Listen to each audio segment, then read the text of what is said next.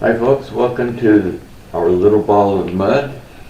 Got a special show for you today. This is about how I got started in this craziness way back in 1992 when we had, what was it called? The TV Dimension cable. Dimension cable. Public access. Public access. And my guest today is BENEFIEL, who got started with One World way back then. How long had you been going in that before I came on the Oh gosh, scene? we started I think in May of 1990. 2 years already? Yeah, and at that time, Wow. when we first started, I had two guys I wanted to emulate, Dr. Jeffrey Mishlove and Bill Moyers, because I thought they were two great interviewers. Okay. And so Okay. I wanted to emulate them, and I hoped that someday, or at some point, that I would be worthy of an interview with one of them. And 28 years later, it actually Bill happened. Moyer? No, with Dr. Jeffrey Mishlove. Oh. For a show that back then he was doing a show on PBS called Thinking Aloud. And he converted to YouTube, I think, around 2004. He'd been doing it 20 some odd years on PBS, and then went to YouTube. And it was the new Thinking Aloud, kind of like what I've done with One World. Now it's One World in a New World, 30 years later. So One World is on YouTube. Mm-hmm. And well, there's One World still has. I was only able to save 18 so far to digitize, and there's probably there was over 120 shows that we did, and I ended up with about 70 of them after trying to find, because they had two head ends. I know, that was a transition bicycling time. tapes all around. Yeah, we didn't save one. Yeah. Well, fortunately, I had Channel 15 donated a bunch of their old 3/4 inch tapes that we cleared and recorded over. So at least I owned those. Dimension owned the rest of them. So I had at least some rights to them. And like I said, we were able to find 70 of them, which wasn't bad. 18 of them are up on YouTube.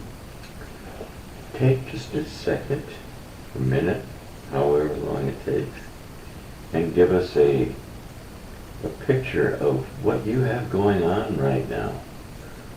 Oh my You gosh. said you've got a lot going on. What do you got going on? I do.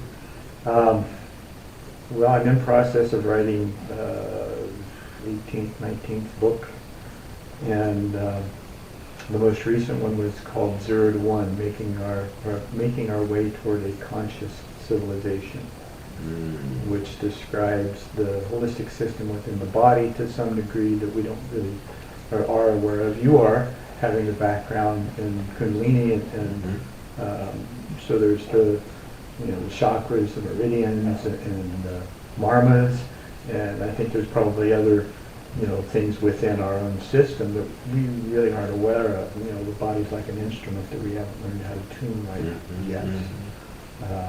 One of the things that I've learned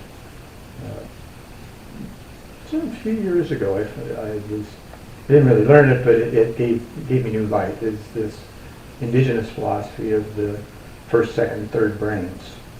And it just made total sense. They call the gut the first brain. It's where we process everything through vibration. You know who he'd have a wonderful time interviewing? Gary Ellenberger. Do you know Gary Ellenberger? I do not. Name sounds familiar, but I He's don't a know. scientist and a universalist, Mm-hmm. and we interviewed him on our show already, but check that out, Cool. because he's up in Sedona, and he would just love you. What's not to love, I know.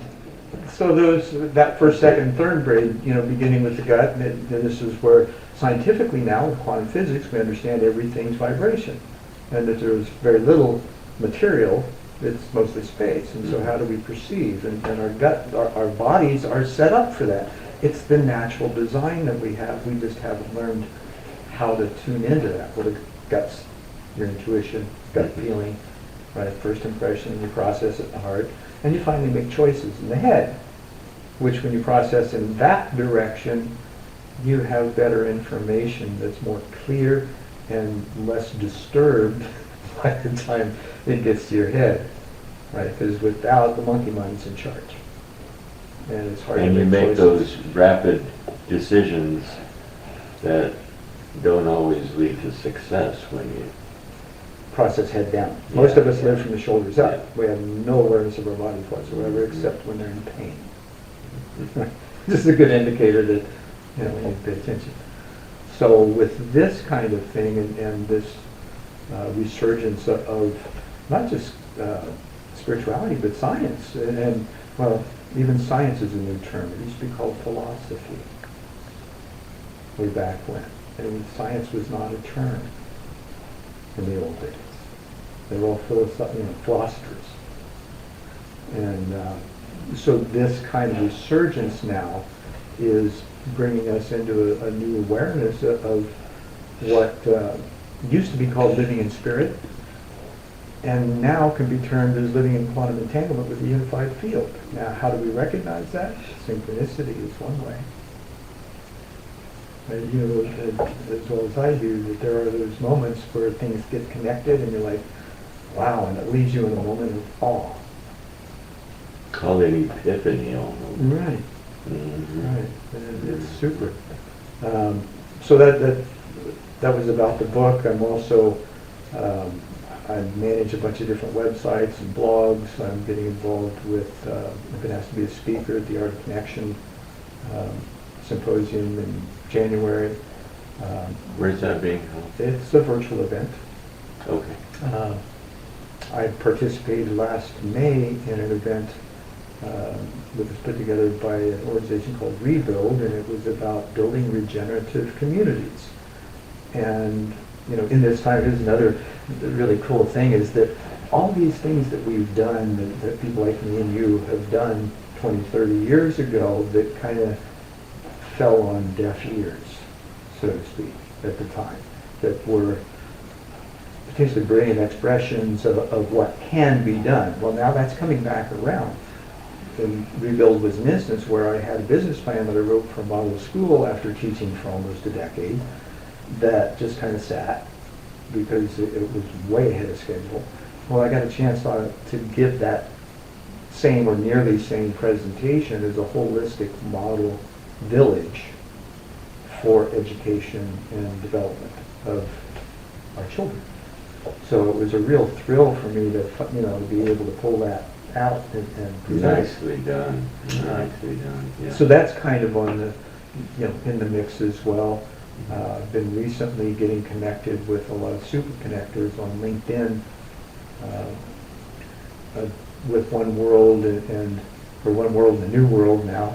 I've had a chance to talk to a lot of brilliant thought leaders that all over the world that are in different fields and yet have this similar mind flow of ideas and notions of how we are coming out of this last period where we were obsessed with self-hygiene and sequestration, which has a silver lining too, because it gave us all the opportunity to look within, to really sit for a while and just determine, who am I? What am I here for? Talking about the COVID time? Yeah. Mm.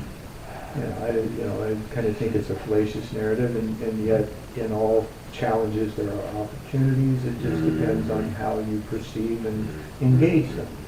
It's where we focus our attention, intention, and interaction that get results. And depending on where that is, if you get stuck in the monkey mind and you're paying attention to all the distractions and that's all you're seeing, you're trying, it's almost like a fight or flight syndrome in the process, and you're trying to navigate reality from that perspective, it's going to be chaotic, right? So you're seeing this COVID time as a positive light, as opposed I mean, there are the negatives of the deaths and everything. Absolutely, and it's a horrific event, if you want to call it that. I'm not sure what kind of label to put on it. But yeah, even amidst, anytime there's catastrophe, there's always something that emerges Growth from on it. the other side. Right. Well, it's like part of the climate change, right, that we don't really consider. The poles are shifting. They're moving 100 miles a year right now, I believe, or something close to that. So what's that going to do? You've got one side of the polar ice cap that's melting, and the other one that's freezing now, right, as the Earth is shifting. So that kind of shift alone is going to cause huge changes in weather patterns and even geological patterns, earthquakes and things of that nature as we're moving. And there's so many things that we don't think about that are subtle, maybe even sublime effects that are happening that we don't consider because we're too busy with the lives that we think we lead. What do you think the people out there watching this show could do for themselves? What avenue of attention to their bodies, to their minds, to their spirit would be beneficial for them today? Well, let's start with the old beneficial toot-toot commercial. You're good for more, right? You're always, and I try to keep a humorous approach to this because if you can't laugh then or have fun, then you're really doing the wrong thing, right? So the best advice I can give is just learn how to center. Right? There's a simple technique that I teach. I've been doing transformational life coaching for over 20 years now and have had great success with my clients. One of the things that I first teach them, because they're usually scattered, right? They can't sit still. Only their problems are predominant. Right. So one way to get out of your mind, right, which is the stilling process, put your fingertips together and just focus on your breathing for a moment. And as you deepen your breath, you start to feel your heartbeat in your fingertips.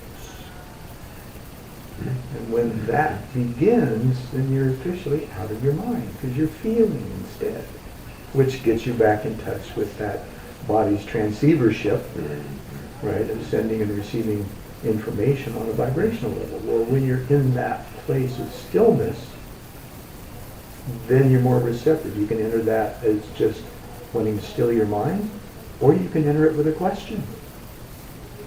Right?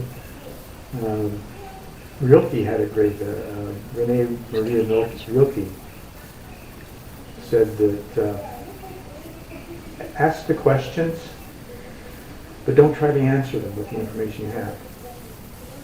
You live with the answer. Life unfolds it as you live it. And at some point in time, that answer will pop up unexpectedly. And then you'll have one of those epiphanies or aha moments or, and I live by example of that. My life has been, I started to say riddled, but it's more than that. And there's a lot of riddles in my life too. The aspect of being able to achieve that awareness has to do with tuning into yourself and just being in that place. Now, I've got a couple master's degrees in business. That sounds, at one point years ago, that sounded really woo-woo. Well, now there's all this talk about mindfulness. There's organizational development programs that include, the aspects of active listening and being able to reframe and offer what you thought you heard from someone else to make sure that you have that congruent communication, right, which we often don't have because two things, we have two different dictionaries, like you and I sitting here, we have a history that has nothing to do with each other, right? So there's a dictionary there of terms and experiences and things that we draw from. When we hear certain words from another's mouth, we first go to that reference in order to try to find meaning. Right. Right. And that meaning's not always congruent. And generally you can sense or feel when it's not, because there is a definite sensation when it isn't.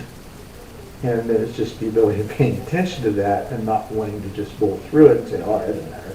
Or, you don't give it a second thought. Well, that first thought you have is probably the primary one you want to pay attention to, because it lets you know. And then have that communication. I think what I heard you say was, and then if that's correct, great, we can move forward. And most conflicts happen because of miscommunication, misunderstanding. We understand each other's needs first. And so we're operating from our own needs, wanting to get what we can from the other, and that's the last century. I'm going to try to get something from you right now. As you were talking, I would like you to take this symbol that says, know why you're here, or you're just paying bills. What does that comment mean to you? Well, first thing I think, that was back in 1975 when I hit my knees and I prayed to know what truth was, and I was willing to die for it if necessary. And I was entering a pre-med program at Ball State University. It was my second quarter, actually. I tested out 5 quarters going in. And I'd broken up with my girlfriend before going into school, and then realized after the first quarter that I really wanted her or needed her, and so I went back to ask her to marry me, and she's already married. Just ripped my heart out. So I went back, and I had not necessarily a disconnection, but another angle of perception to life, because I was orphaned at birth and adopted, and didn't know my biological parentage, and so I had this quest for celestial parentage from very young. Well, this opportunity was amazing. And I didn't think anything about it. I just prayed, and it was a fervent prayer, and I had no expectations of the answers. Right? Well, the following Tuesday afternoon, nice moody song there, and this was 11/11/1975.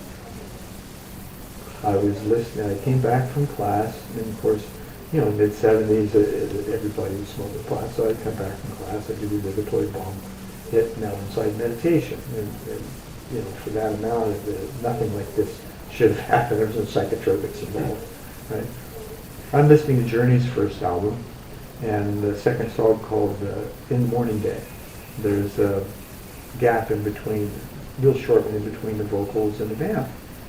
And this voice that I'd been engaged with since I was young, and asking questions, asked me by name. My given name's Bruce, as you know. It says, Bruce, are you willing to die for what you believe in? And in that moment, I seized. Like, oh my God, what do I believe in? Well, it was easy for me, because the first thing that I thought of was Christ consciousness. And yet it felt a little empty. I wasn't sure why. Bigger. Yeah, it felt like something was bigger. And so I didn't question it. I just let it go, and I went to my next thought, which was cosmic consciousness. That was the bigger. And so I said yes. And immediately there was a guitar riff, sounded like a rocket ship taking off, and so I'm out of body. I never had plenty of out of body experiences before that, so it was really comfortable for me. And I turned to look at my body laying across my dorm room bed, turned back to look where I was going, and before I could get turned back around, I was engulfed by white light. It had this iridescent, effervescent sensation with a really high pitch sound along with it. Sense, right? It was more than just sound. And as I'm processing this in my head, I realized, oh, I'm thinking. I'm not dead. So I realized there's no death. Right? There's just, and we've all heard that there's just a transition of form, right? So, We hope. yeah. So I stayed there for a little bit. It was just white light, so it was kind of empty at that point, even though it felt completely full. It felt like home, ultimately. And yet the impetuous teenager in me says, wow, is there more? And I feel a slight rush of energy, and I'm in this indigo background with points of light surrounding me. And the intuitive sense was these were points of light. These points of light were points of consciousness. Whether in body or not, I wasn't sure, because I knew I wasn't. But there was a sense that, yeah, somewhere they're in body. Right?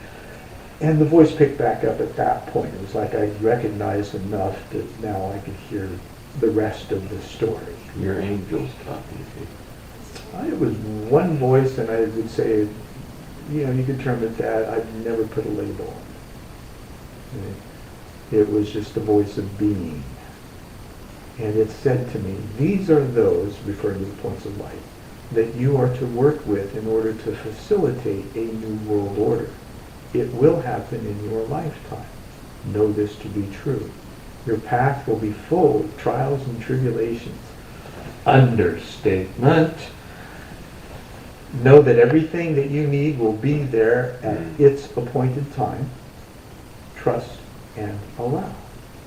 And on the W in allow, I feel another rush of Good energy. counsel for... And I'm back in my body taking a gulp of air. Now, as a rite of passage for an 18-year-old, that was huge. What do you do with that? So, kind of Well, you feel different from everybody right away. Oh, I already did, but this kind of intensified that, right? I mean, it was obvious since I was a kid that I was different. And not that I was an outlier.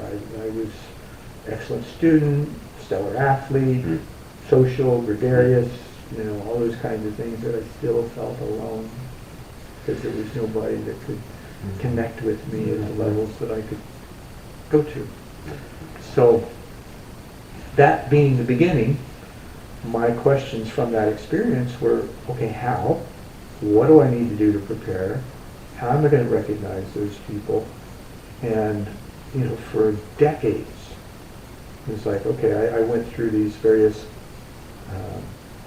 industry positions, I'll say, aerospace, education, construction, partnering workshops, everything that taught me how to get people, places, and things to work together better.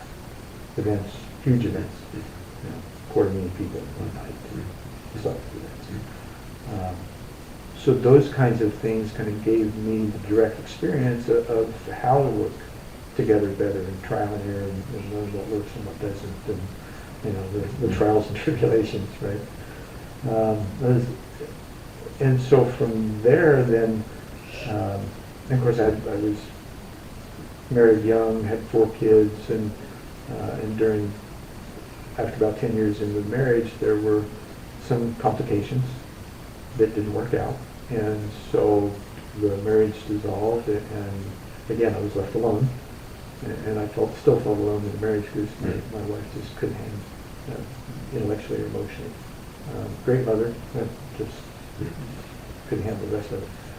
So I'm freed again, and so I go back into learning to be with me again and reestablishing that connection and developing it. And over the years, it got deeper and deeper. And then 30 years later, I'm done with relationships. I'm like, I'm fine by myself. And I didn't have a partner. And it was like, okay, guys, I'm done. Right? Until you get me a partner. Well, a few months later, I met my now wife, Luba, who... Were you in St. Petersburg? No, she actually, she's from St. Petersburg. She moved here in 1990. She's a conservatory-trained classical pianist, accompanist, and therefore the piano music downstairs. pedagogy, right? Magnificent teacher and player as well. And she had her own bout. She had a stroke in 2008, before, 10 years before we met almost. And when we met, there was no signs of it. She had taken, and she'd had the right side of her body was completely paralyzed. She couldn't even talk for 2 years. And now you cannot tell. She still thinks she's not quite back to 100% with her right hand playing, but you can't tell it. I'm very happy for you. Thank you.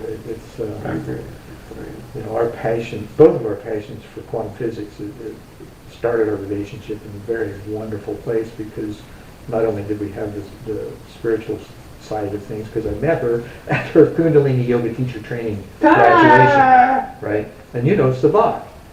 Savik. Or Savik? Yeah. Okay. So anyway, it was his class and she was graduating from it. She walked in front of me and my heart literally flipped in my chest. Of course, this was 3 weeks after I'd had a dream of hugging a woman and becoming one with her. I had no idea that this was going to be taking place, but I thought of any place that, you know, Kundalini Yoga would give that opportunity. So that was 2016. We got married at the base of Bell Rock on the fall equinox of 2017 and experienced, I mean, we were together pretty much 24/7 and just had this wonderful amalgamation of cultures and character and intellect and spirit and soul and twin flame kind of things that you hear about, but you know, unless you experience it, it's really, you know, it's kind of out there still. So when 2020 came around and COVID hit, it's like, oh shit, here we are. Here's the beginning. This is the reset, right? Well, I love Hal Swain-Beyond there's an old friend calls it. He calls it the Great Reset, because now it's about how you and I and others work together, regardless of the ancillary or petty or you know, bias and prejudice stuff. That's all stuff, yes. Right? We still have to learn to get along because it's one planet, one people, one environment, and we need to treat it that way. Well, we've progressed to the point in the timeline of a planetary civilization where now we're ready to do that, and these events just kind of seem orchestrated in order for us to be able to do so. However, they were orchestrated from a planetary or political or organizational standpoint, and whatever their intentions were, don't really know, don't really care. Right? What it does is gives the opportunity now to have a reset, because everything we thought was in place and intact has been turned on its head, right? So how do we come out of that? Well, that's part of why, you know, we don't following know here. yet. No, but we're figuring it out, right? We're having conversations, we're asking questions, we're acknowledging that, hey, we don't have the answers, but maybe by asking questions and talking about what we think might be or feel might be, that something will emerge from that, where it just kind of this opportunity presents itself and everybody goes, oh wow, cool, right? And so we move forward with that. Well, one of the things that Luba had said to me in April of this year actually was, hey, you really need to talk to people. That's what you do. You love it, you're brilliant at it, and they need you, right? So, and I was kind of had you taken a back seat for a while? Well, yeah, I took a 30-year hiatus. I did. I co-hosted a small business podcast for almost 3 years with a guy that was 20 years my senior. It was wonderful. But nothing of the lifting of consciousness. Not so much. I'd had interviews, but I'd done nothing to produce this kind of thing. And then she said, you know, that came up as like, what a godsend, you know, because I was just waiting kind of for permission, because now by myself I would have hesitated, but I'm now in a committed relationship and I respect and honor, and so having the feminine aspect of that and including it, you know, I probably have more feminine energy in me than she does. She's got very masculine energy and I have very feminine energy. So it's that still, that spin of how we work together, and by then having the opportunity, I thought to myself, okay, you know, I've got 16,000 connections on LinkedIn and 5,000 on Facebook, but I still don't have a core network of people that I really felt like I could go to. Well, the opportunity to participate in a Thought Leaders and Systems Transformation series came up. And so I entered that. A guy named Fyodor Ovchinnikov with the Institute for Transformational Leadership had put that together. A lot of world-renowned thought leaders. And so this was like cherry picking. Right? Everyone, I've had sessions with them, so they got to know me first off. I'd invite them to have a chat, and I call them apocalyptic chats because we uncover new information and knowledge that maybe we're aware of, but now we have that corroboration and that active listening where we reflect to each other that, yeah, we have the same understanding, we see it from multiple perspectives, and still are able to generate conversations and questions and possibilities to coagulate from that. And so that gives us the opportunity to kind of share those thoughts and feelings and impressions and possibilities with an audience that then can, kind of like with One World, that's what we did with it to begin with. I investigated, people from all walks of society, how they got where they were at, what prompted them to do what they were doing from both inner and outer perspectives, what fears they encountered, and more importantly, how they overcame them, and then how they saw that fitting in with common, in their own environment, and how, their advice might help others in similar situations. Well, as we, progress and this whole inner and outer thing now is becoming more important. There was, and as you know, I've got some fringe interests as well, like with ufology, right? And that's the study of UFOs, but it goes deeper than that. It goes back to consciousness. Well, there was some memoirs that were just published, not just published, they were actually published 2 years after the gentleman's death, back in 1962, so they were published in 1964. It's a work called The New Science, and it's a small PDF. But in that, he talks about, his name's Wilbert Smith, and he ran Canada's UFO investigation. He was funded by the Ministry of Transportation. So it was legit, right? And this was back in the 50s. So he had conversations with what he called people from elsewhere. And one of the things that they offered him was that we live half inside and half outside. Now, if we could really sit with that, we realize that, we've kind of missed the inner. Some of us haven't, right? Because that's been our solace, is that inner life and that interconnectedness. And once you start living there, you realize that how that, the guy that, might been Jesus, he said, make the without as the within. Not make the within as the without, right? But make the without as the within, because the within is where that centeredness, that connection, that point of light that is connected to everything. It bounces back and forth between here and the great light through incarnations, and then reaches a place where it's actually able to discern its perfected form, fit, and function in the world. Now that today is coming forth in all these people that are coming out of the woodwork to join these virtual groups and bringing their skill sets along, right? Because those skill sets are skill sets. You've got things you can do, right? What we've missed is the being. You know why you're here. Right. Exactly. Right? And our purpose for being here is ultimately to learn to get along. And there you have it.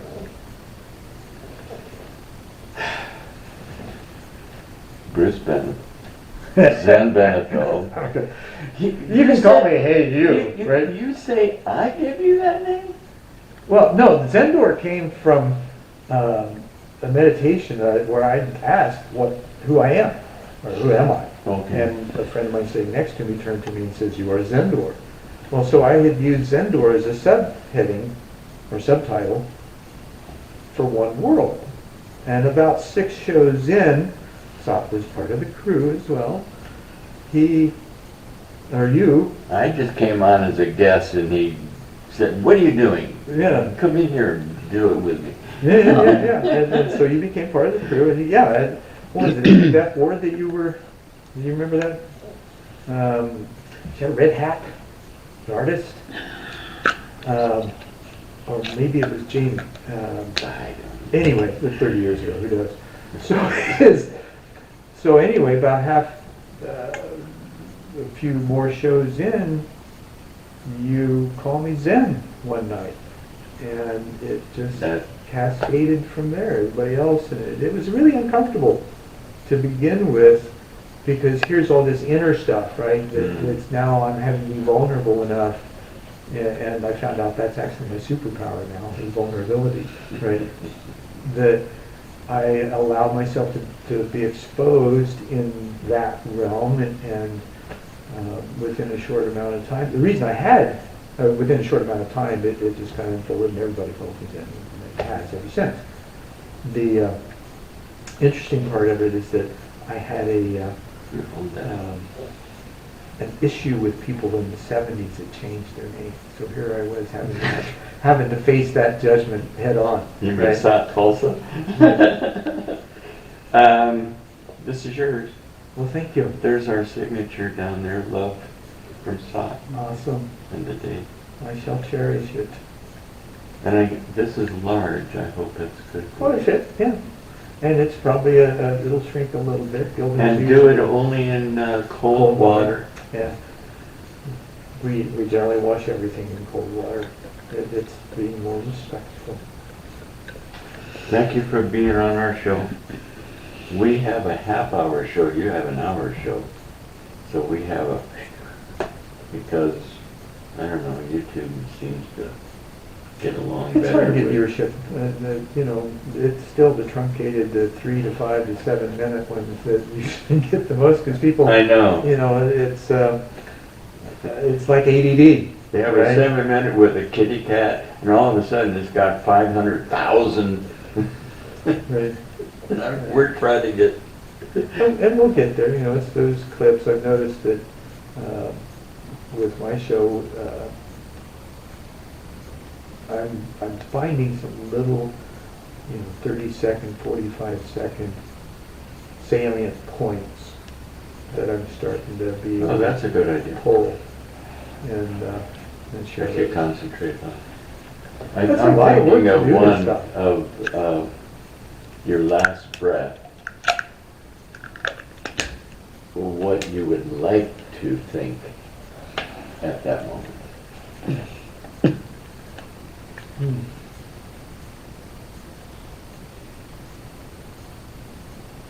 The only thing, it's like, folks have asked me, who are you? Well, I've never gotten a place where I just, I am. Just be content with the breath. Yeah. And the rest of it is perception, discernment, whatever. The core of you is you are. And so when you're in relationship with the universe, there are multiple dimensions we're finding now, and some have techniques to experience them. I found one in '89 that prior to where we met, it's called multiplane awareness, that didn't have an audio version on it. Created it's an hour and 20 minutes long. It takes a person through 9 planes of consciousness, above the 3rd up to the 12th, which is always white light, interestingly enough. And there's more beyond that. It's just that is the cap for our human dynamic in these forms. And we still have that capacity of functioning on all those other planes of consciousness, which connect and are already connected. We're just not aware, so they're not fully functioning. One world In a new world. in a new world. Zen BENEFIEL, ladies and gentlemen. Thank you for being here. Keep watching, keep subscribing, keep reaching out. Namaste, Namaste. and in la catch.